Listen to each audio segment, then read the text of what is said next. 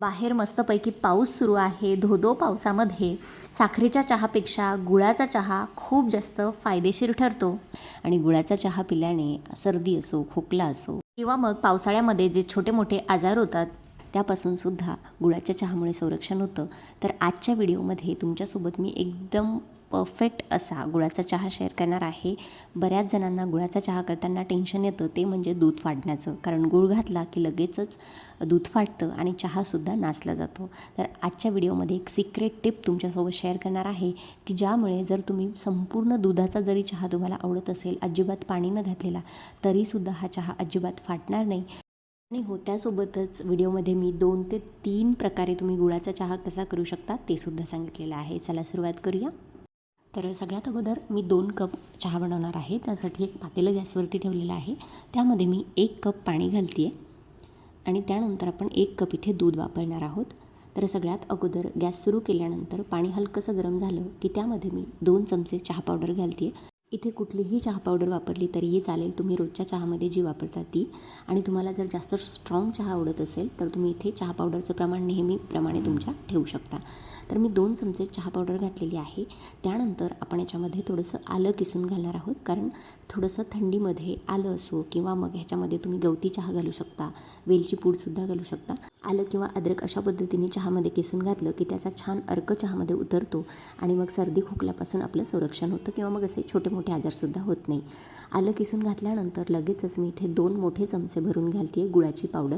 तर गूळ किसून घ्यायचा किंवा मग बारीक चिरून घ्यायचा. गुळाचे खडे लवकर वितळत नाही अशा पद्धतीने 2 चमचे मी गुळाची पावडर इथे घातलेली आहे. आणि शक्यतोवर सेंद्रिय गूळ जो मिळतो काळा रंगाचा गूळ तोच इथे वापरायचा आहे. तो खूप जास्त फायदेशीर ठरतो. कारण पिवळा गूळ जो आहे त्यामध्ये खूप जास्त केमिकल असतात आणि साखरेमध्ये आणि त्या पिवळ्या गुळामध्ये काहीच फरक नाही आहे. खूप जास्त रिफाईंड प्रोसेस त्यावर केलेली असते. म्हणून शक्यतोवर जर तुम्हाला गुळाचे फायदे हवे असतील तर शक्यतोवर सेंद्रिय गूळ वापरायचा, ऑर्गॅनिक जो म्हणतो आपण तो, किंवा मग काळ्या रंगाचा गूळ वापरायचा.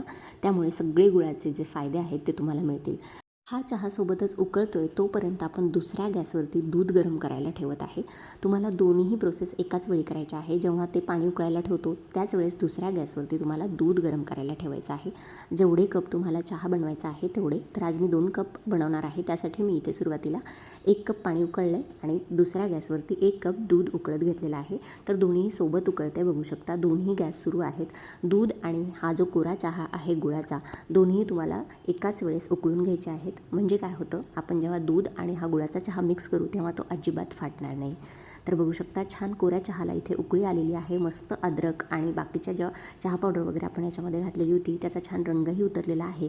याच स्टेजला आपण जे उकळतं गरमागरम असं दूध दुसऱ्या गॅसवरती ठेवलेलं होतं ते याच्यामध्ये मिक्स करून घेणार आहोत.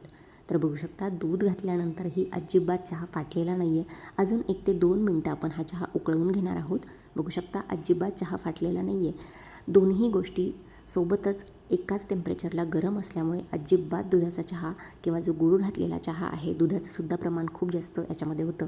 अर्धच दूध आपण वापरलेलं आहे तरीसुद्धा अजिबात चहा फाटलेला नाही आहे. तर ही जी ट्रिक आहे नक्की वापरून बघा. आणि हो, जर तुम्हाला ह्या पद्धतीने चहा बनवायचा नसेल, दूध आणि पाणी किंवा गूळ सोबतच घालून जर चहा बनवायचा असेल तर कोऱ्या चहामध्ये बनवताना तुम्हाला घालायचा आहे चिमूटभर खाण्याचा सोडा. त्यामुळे सुद्धा अजिबात चहा फाटत नाही. आणि जर त्या पद्धतीने सुद्धा जर बनवायचा नसेल तर काय करायचं, कोरा चहा उकळून घ्यायचा आणि मग गरमागरम दूध कपामध्ये ओतून घ्यायचं आणि तो कोरा चहा त्या दुधामध्ये मिक्स करायचा. तर अशा 2 ते 3 पद्धती आहेत ज्या जर तुम्ही फॉलो केल्या तर अजिबात गुळाचा चहा फाटणार नाही. तर तुम्हीसुद्धा अशा पद्धतीने ह्या 2 ते 3 ट्रिक्स यूज करून गुळाचा चहा नक्की करून बघा. अजिबात फाटणार नाही. बऱ्याच जणांना गुळाचा चहा प्यायला तर आवडतो पण बनवायचं टेन्शन होतं की चहा फाटतो, दूध खराब होतं, नासला जातं.